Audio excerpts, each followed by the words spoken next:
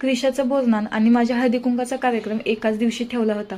त्यामुळे छान अशी रांगोळी काढली होती. क्रिशाला ब्लॅक कलरचा फ्रॉक घेतला होता, मलाही ब्लॅक कलरची साडी घेतली होती आणि हलव्याचे दागिने आणले होते आणि खूप छान असं डेकोरेशन तिच्या माऊने केलं होतं. खूप सुंदर दिसत होतं.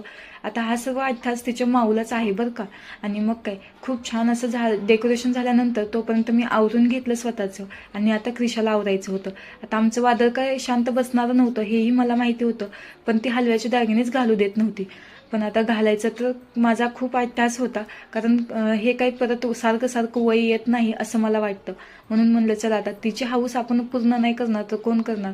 मग काय पटकन हलव्याचे दागिने कसं तरी तिला नादी लावून घालून घेतले आणि खूप सुंदर दिसत होती क्रिशा घातल्यानंतर. तर तुम्ही तिचे फोटो पाहून मला कमेंटमध्ये नक्की सांगा की कशी दिसते क्रिशा. आणि पण नंतर असं काही घडलं जे आम्हा सर्वांना अनपेक्षित होतं. तर ते काय घडलं हे मी तुम्हाला नेक्स्ट ब्लॉगमध्ये सांगते. तोपर्यंत व्हिडिओ आवडला असेल तर नक्की लाईक आणि सबस्क्राईब करा.